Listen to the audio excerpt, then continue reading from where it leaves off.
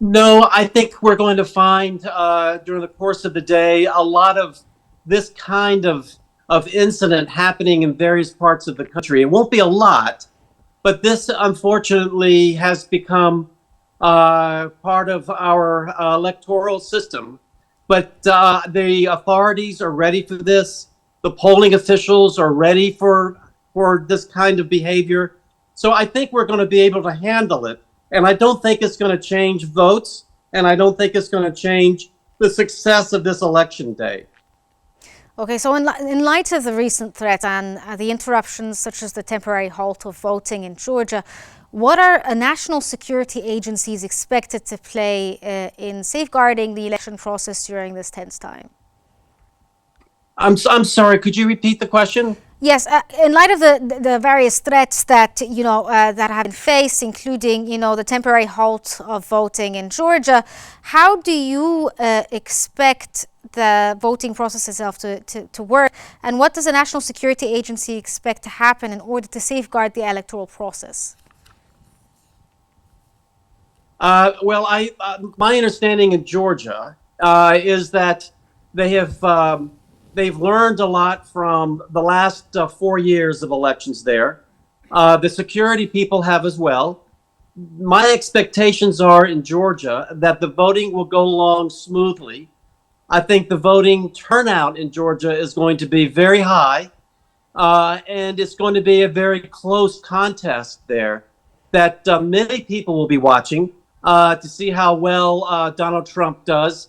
He lost Georgia, as I remember, to Biden with a very thin margin. And so we'll have to see what happens there in Georgia. But I think in terms of the mechanics of the voting across the country, we're in a better place today than we were 4 years ago, and certainly better than we were 8 years ago. And that includes also dealing with misinformation and manipulation coming from Russia and Iran and other places where these countries have tried to use social media to influence American voters. That has been a major problem that the administration has had to deal with, and the companies that run the internet have had to deal with.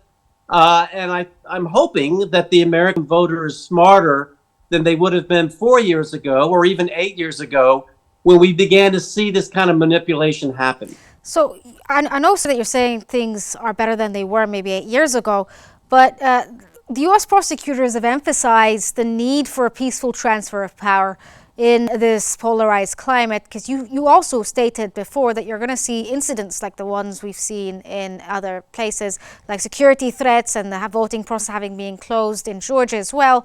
How can the electoral process be upheld and the principle or the rule of law be upheld? Well, that's a really good question and an important one. Again, I think we have learned quite a bit over the past 4 years from the experience with President Trump and the transfer of power during that time. There were a lot of law cases, a lot of legal cases that were brought by the Republicans charging irregularities in the voting, and those were disproven. The courts heard the cases and said they were false cases. The laws and the procedures have changed also, so that the counting of the electoral votes is now going to be tightened up, if you will. There's also a lot of changes that have been made in terms of how the voting is undertaken and how it's counted, et cetera, et cetera. Law enforcement also has learned a lot since over the past 4 years in terms of how do you deal with problems such as you raised that happened in Georgia? How do you deal with that at a polling place? How can you deter that from happening? How do you have security people there that are protecting the poll workers? And they're not there to intimidate the voter. They are there to help the poll workers to keep bad actors away.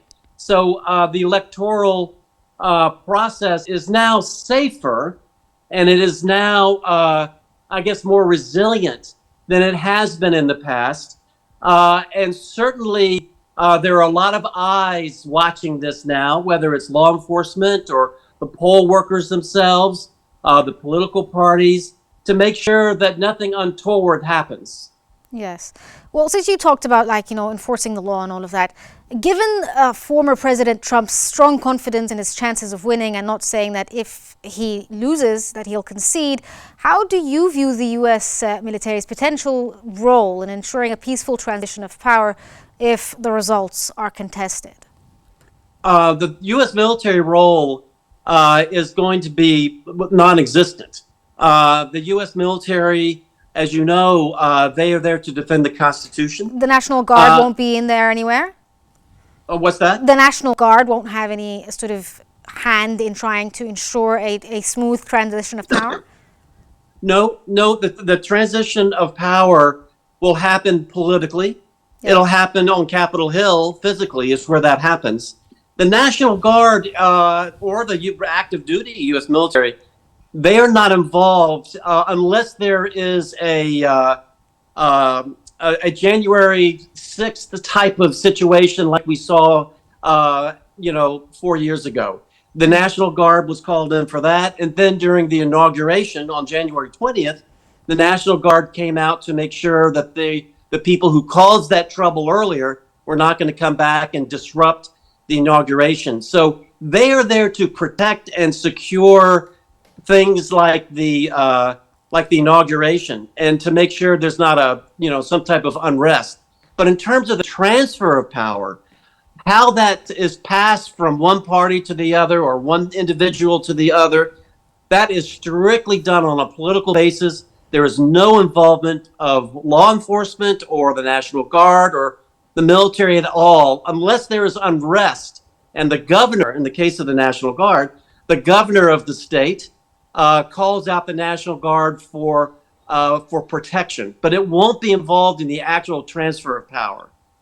Okay, now Trump also came out with a statement saying that his victory will be decisive, suggesting the results will not be close. How realistic is this claim, especially in light of the recent developments in battleground states where everything it seems to be, quite close and quite tight? Well, I know that former President Trump, has said a lot of things about, how close it's going to be and whether there's cheating and whether there is and whether there will be, problems when it comes to such a tight race and counting all the ballots, overseas ballots voted by military forces, etc. He says a lot of things, but he has no power in this. There are elected officials in every state and in every community whose job it is to make sure things go smoothly according to the laws of that state and the federal laws as well. And so no matter what Trump might say or might fear one way or another, this vote, which is, as you said, which is very close, very tight, this vote is going to be done under many watchful eyes. It's going to be done in a way that it'll be hard for anyone to cheat. And we don't have a big example in the United States so far in our history. We haven't had a lot of trouble with massive fraud in the voting. So we have a pretty good track record on that, but you can't ever take it for granted. You always have to have people watching. And in this case, certainly everyone is going to be watching very closely, so that if Donald Trump tomorrow, after the results come in, if he feels that he is behind, or if he feels there has been some type of fraud in the voting, he's going to have proof. He's going to have to really be able to demonstrate this. And there are so many eyes watching the process. I don't think he's going to be able to prove anything in terms of something going wrong. But he will try. He will try if he wants to make the American people feel that something is amiss. That was part of his playbook 4 years ago, where he wanted to cast doubt Yes. among the Americans. And Which kind of Yes. brings in the next question. I mean, as you've said that, it's very close and no one can really call what's happening. And the American public is generally polarized. With rising concerns over the potential unrest, how prepared is the US to address election-related violence? You said that things have improved in the last 8 years, but do they have like a plan for things if things get violent, such as the recent incidents that took place in New York while trying to maintain a democratic process? Yes, there's definitely a plan. I would say that every state has a plan. I think every community where all this voting would taking place, they have local plans as well. Local police who are going to be available if there's an outbreak of violence. And the training of the poll workers themselves has been very intense. I think every poll worker has been trained to make sure that there are no mishaps. I just voted an hour ago.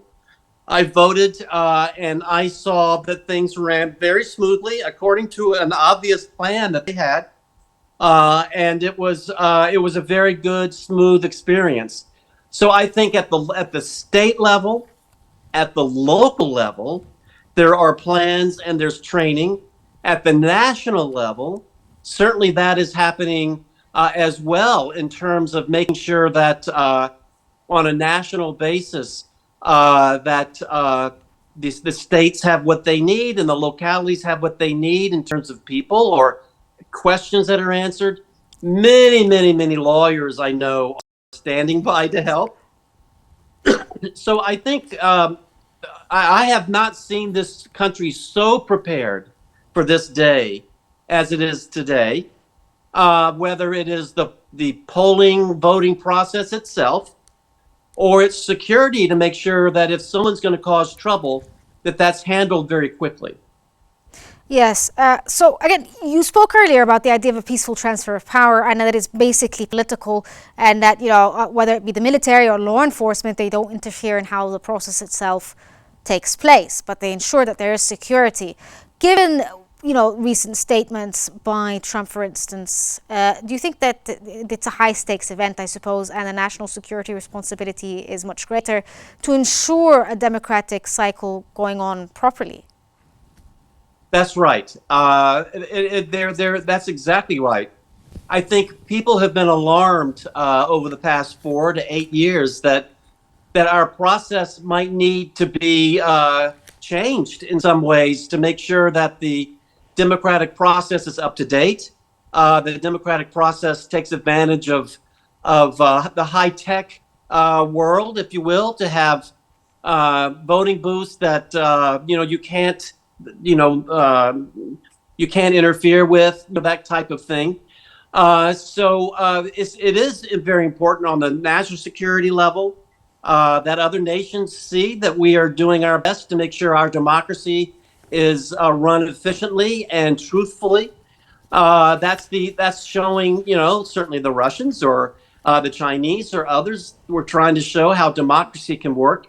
So on national security, it's very important. Local security is important so that the voter feels safe and the voter has confidence in the electoral process, has Yes. confidence that their vote counts. That's really important. Yes. Since you brought up the idea of, voter confidence, considering the security breaches that took place in Georgia, as well as the ongoing legal battles over voting rights and whatnot, do you believe this is the overall, rather, could this have an overall impact or disrupt the voter turnout or the confidence in the democratic process itself? Could people actually start to question the process? Well, I think what we're starting to see, I think what we'll have to wait till tonight, but I think we will see that turnout has been very good. I know I've heard that my local voting area, that there were long lines of people waiting to go in and vote, and they felt excited and confident about it. I think the claims that Trump has made in the past, or various things that might have happened today that you've talked about, I don't think that is going to have an impact on making voters stay away or lack confidence. I think in a lot of ways that makes the voter feel that his or her vote is even more important that this is something that we have to show our neighbors and our country and the world that despite violence every now and then breaking out or whatever it might be, that we have confidence in our voting, and that we will go and do our bit. You know, we will go be responsible citizens and vote how we want to vote. So I believe we will find tonight or tomorrow morning when votes are counted and we have a good idea about the turnout. I think you'll see that there's going to be a record turnout. That's my guess.